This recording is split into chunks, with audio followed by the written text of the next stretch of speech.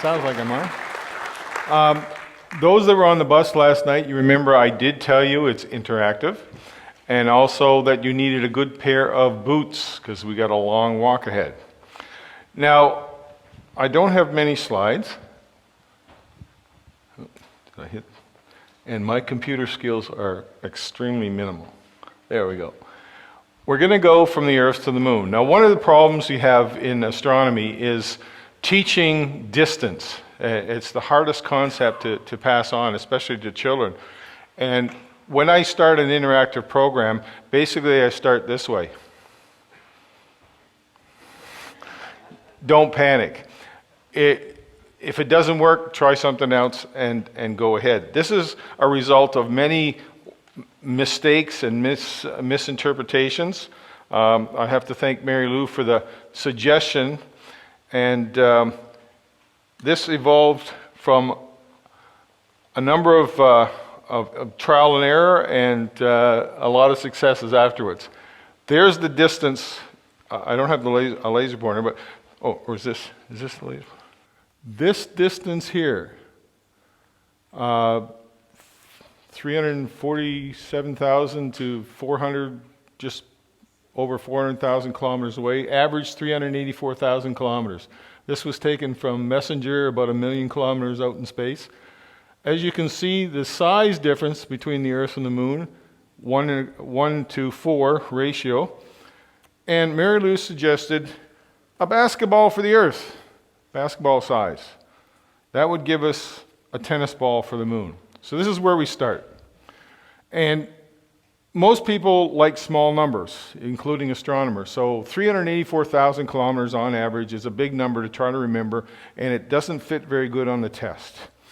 But distances can be measured by using other objects. So the diameter of the Earth, 12,700 kilometers, is a good measurement. So we're going to figure out how many Earths it takes to reach the Moon.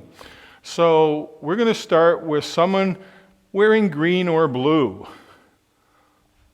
Volunteer. Okay, voluntold. Dave?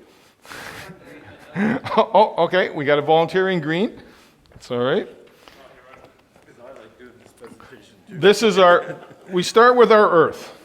Now, when we're going, we're just not going to do numbers. We're going to get some information along the way, make it fun. So we're going to start 1 Earth, 2 Earths, 3. Well, we're starting to fall. We need another astronaut. We need another astronaut here. Any volunteers for being another astronaut? Oh, we have one here. Roy, right here. Okay, so we're at 4, 5, 6, 7, 8. Am I counting right? I'm looking, yeah. We're at 8. And 9. We need another volunteer here. We've reached Saturn. So now we have the diameter of our moon, or the planet Saturn, 9 Earth diameters. Actually, let's not, well, no, well, we'll get to that. I didn't forget that. We'll get to that. But here we've gone 9 Earth diameters. We've reached Saturn. So 10, 11, we're at Jupiter, the largest planet in our solar system. And we'll continue on, 11, 12, 13. We need another astronaut here. Any volunteers? Here we go. We're at 14. And our path is flopping here, so that's why we need astronauts to help. And we reach 15. Now, interesting fact, human beings shot their way to the moon. They blasted off from Earth, and then the first day they reached just under 15, about 14 and a half Earth diameters on the very first day. This is a very important distance to keep in mind, because something is going to change, and we have to figure out why. So we're at 15 Earth diameters, 16, 17, 18. Need another astronaut here. Any other volunteers? Yeah. Okay. Yeah, well, no, I won't say it. Well, maybe I would. I was told this is the time we need to cook dinner. I've been hit before when I said that, so that's all right. So we're 15, 16, 17, 18, 19, 20, 21, 22, 23, or 22 and 3/4. Apollo astronauts on day 2. What's the problem here? What happened? Look at how far they went on the first day, and look at how little bit they went on the second day. Now, why is that? Anybody got any ideas? They're climbing. No. Any other ideas? Slowing down. Why? Gravity from who? No, our president. He thinks they're going too fast for him. But yes, gravity from Earth is slowing the rocket down because they use up all their fuel when they launch. So there's nothing to keep it going except the momentum they had when they left the Earth. So this is the reason. But here is another point. What's starting to pull on them? The moon. So this is a point of balance between the two. So the moon started to pull them about this time. So now we're picking up a little speed, heading to the moon. We're at 23, 24, 25. We need another astronaut here. Here we go. Actually, we're running out of room here on the. So, yeah. So we're at 25. 23, 24, 25, 26, 27 Earth diameters, 28. We need another astronaut here. Do we have a volunteer? No, he's busy. We have another volunteer?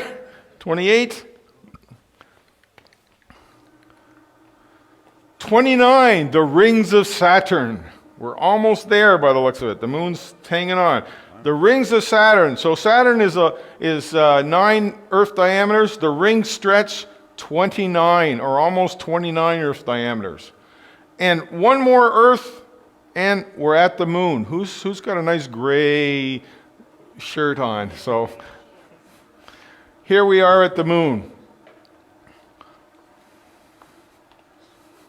So what we've done is we've taken this huge number, 384,000 kilometers on average, and we've contracted it into 30 Earth diameters. And on the way, as we left the Earth, we went to Saturn. So we know how big Saturn is, a gas giant. Then to Jupiter, an even larger gas giant. Then what man did the first time we left our planet to try to escape. And then we got a confused question, why are we slowing down? So we learn a bit about gravity. We learn about distance, we're still coming, and now we've got to the rings, the beautiful rings everyone sees in their telescope and wants to go there. And as we notice with the rings, if you walk the rings, you can almost go from the Earth to the moon. And we finally reached the moon, 30 Earth diameters, a much smaller number to remember. We've engaged quite a few of the class. Most classrooms, at least in Nova Scotia, from corner to corner, are the distance from the Earth to the moon. So the teacher on the test, one of our teachers at Ross Road, the second year I did this, his test question was, how far is the Earth to the moon? And the answer was, from corner to corner of our class. so it was, he definitely incorporated the program within his class. So this is a great activity. I'll just turn this to the back. What I've done is it's a solid line of strings that join all the Earths together, and a little bit of space so you can fold it and unfold it as we go. A basketball and a tennis ball gives you the distance and size that we see up on the picture from Messenger. So it's a simple, easy demonstration. It's very interactive. You can have fun with it, and you've got facts and figures about the planets and about man's exploration. And you can take the next step. Okay, how far is it to the sun? And go from there. So you can use the same idea to measure the distance of the solar system and then take the next step to the nearest star. So it's a great beginner way to begin with distance and how far things are. It's fun, it's interactive. It took me 3 days to cut all these out and put them all together. But you can be as creative as you want. You can just have plain circles. This can also be done with just lids on ice cream tubs. So I've seen it done that way. It's a great camping activity if you're doing an outreach at a camp. So there's lots to do to do it. So it's I hope someone puts it together and gives it a try, because it's a great, especially with youth. But as you can see, adults sometimes enjoy working with it. So, and it's also easy to fold up and walk back to the earth. And I did have one interesting email. One of the teachers emailed me because they had a very irate parent that there was no permission slip sent home for the field trip. Their son had gone home very proud of the fact that they had gone on this trip to the moon. and it took, I actually had to take this in and show the parent what we meant, because the son was so excited about his trip to the moon, and there was no permission signed ahead of time. So when we're working with school system, we sometimes have to make sure we have all the paperwork done ahead of time. That but would be one hell of a school bus. yeah. Is there any questions? That picture, the Messenger spacecraft, that's the one that went to Mercury, wasn't it? Yes, it is. The Iron Drive one. Yeah. And how many astronomical units, or partially, or how many kilometers is that? This picture was taken at 1.8 million kilometers from Earth. Oh, they're about, yeah. So, but I use this because it does show both the size difference and the spacing, and it's a great thing. Okay, now what is that little space in between, and how far is it? So it's a great way to start this start this exercise. About 400,000 kilometers, isn't it? Yeah, well, 384,000 on average. So, on average. And I don't go higher or lower. I give the average, because you want to simplify things when you're simplifying things. Any other questions? Paul, what grade level do you find this is best suited for? I've done this I started with the grade sixes, 5, 6s, because that's part of the curriculum. But I've also done this with primaries and early learners, the 4.5-year-olds, because they get to do something. You get a class, and you can put one child behind each one of these if you have to. And with the 4-year-olds, you sort of have to do that, because everybody's got to be a part of the demonstration. So, and I've done this at libraries, at the Discovery Center, at camps. So it's other than a rainy day, it can be used pretty well anywhere, inside or outside. If you get enough people, you can hold it against the wind. But it's a very easy thing to put together, depending on your drawing skills. And it's a very fun program. And you can do it with as little as 8 people with long arms, or you can do it with 24 kids in the average class. So it's. Any other questions? Paul, did you say you had instructions written up somewhere in terms of how you put this all together? I was looking at doing that after I wrote the article about volunteering, but I never did get it on. But now that Martin has helped us develop a website with YouTube capabilities and stuff like that, I'll be able to put something together that I can put on our website for helping people figure out how to do that. Because I have had a number of requests. I've done this, and people from other centers have seen it and have been interested in learning how to do this. As for demonstration material, I now have 1.5 carloads of demonstration material. So I started with no telescope and a bunch of cubs that didn't understand what I was talking about when I pointed at the sky. So I made all kinds of little models and signs and things that helped me show it. And once I got into teaching astronomy, they come in so much handier than big long lectures and slides. As you can see, I'm really high tech here. So this is an easier way to go for me, and anybody can make this. It take a couple of days, and you've got a great project to help show people just how far things are. Paul, I'm sold. You're a genius. And I'm looking forward to, I'm a teacher, and I'm looking forward to Looking forward to you sharing more of your ideas. I want to encourage you to please give me all your ideas, and I'll promise I'll give you the credit. Thank you. Yeah, go It ahead. is not a question, it's a suggestion. When you arrive at Saturn, I would suggest you put a nice picture of Saturn, same as Jupiter and the ring of Saturn. Ah, yes, that would be a great idea. What I do when I'm doing this outdoors is I have models of each of the planets, and whoever has that model stands behind and holds up the model. But that would be a good idea.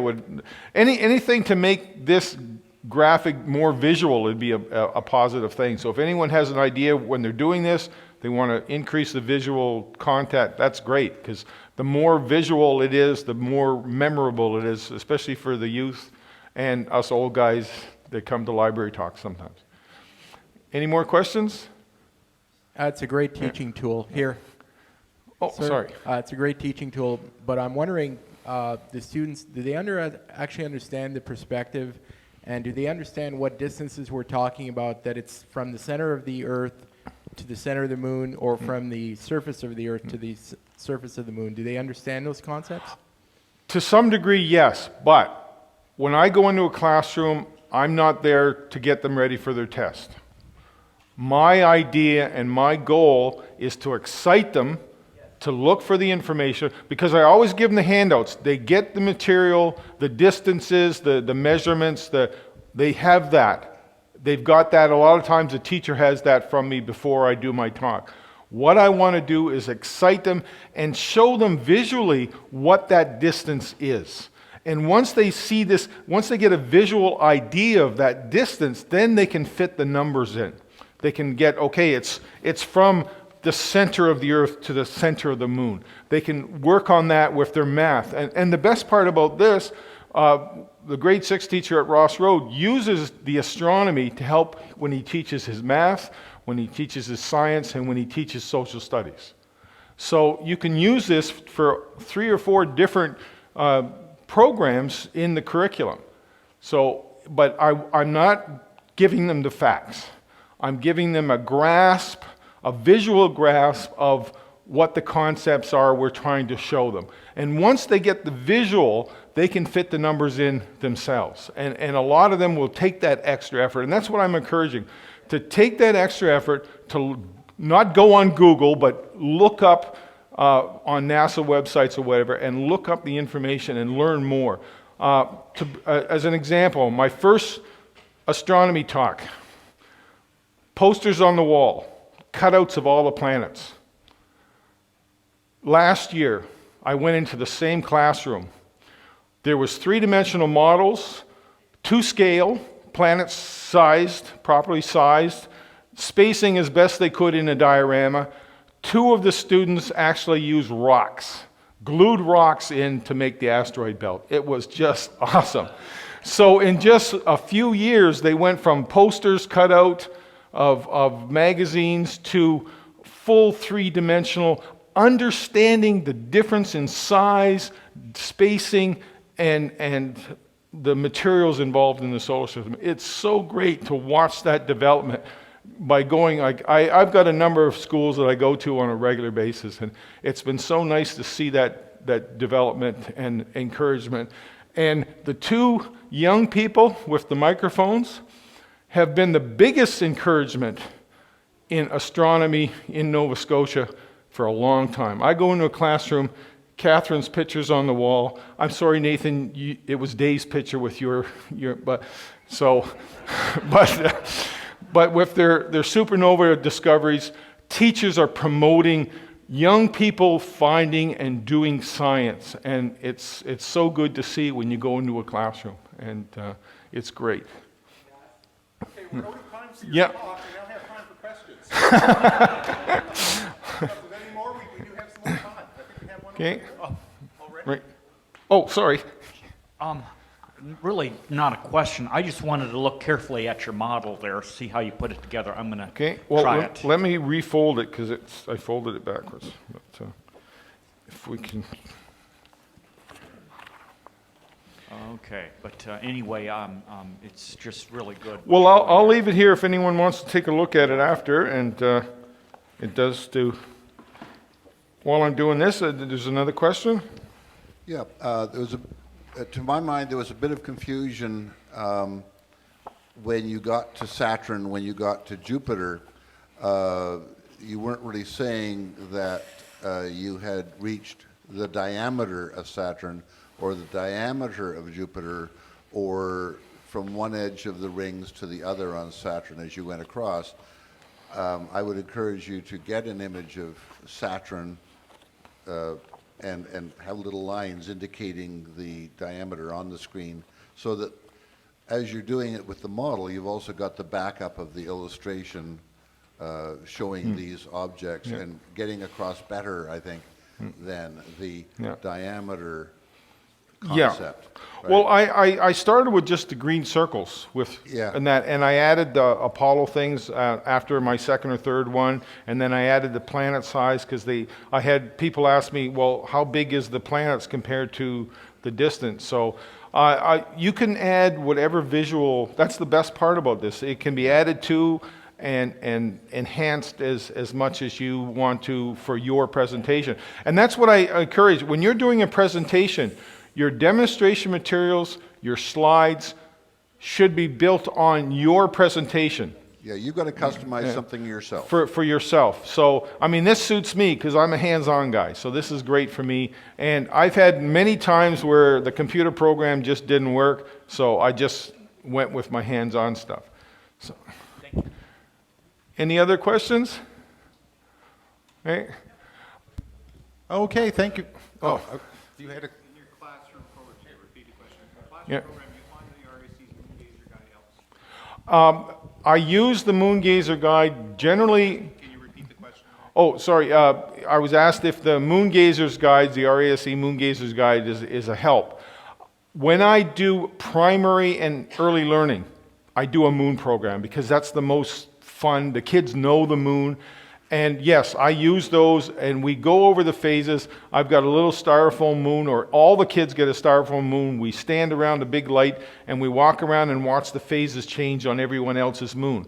So everyone gets to hold the moon, and when they look at the sheet, they can match up the phases with what they did. And I do moon craters and a couple other interactive things, and so. Yes, the guide is a big plus. The kids get to take something home that they can show, and they can use it to look at the moon and maybe recognize a few of the craters. But we're looking at, in my case, 4 to 5-year-olds. But it's still appreciated by the kids, and definitely they can recognize when they do the demo, they can recognize the pictures as what they did. So it's a good fit. Oh, yes, okay. Made the suggestion that we should forget about Mars for quite a few decades and colonize the moon and use that as a base for exploration of the solar system. Would you agree with that? Oh, well, it's a little closer. I mean, Much closer. you can build and the gravity well of Earth would be a benefit. So you drop down to Earth and use that to send us faster. But science fiction has been thinking of that for a long time, so it's just getting the politicians to do what the science fiction writers have been doing for decades. So, Okay. Well, thank you very much, Paul. Thank you. And the last thing I said, I'm very nervous coming up doing these things because this is the third time they've put me on after Roy Bishop.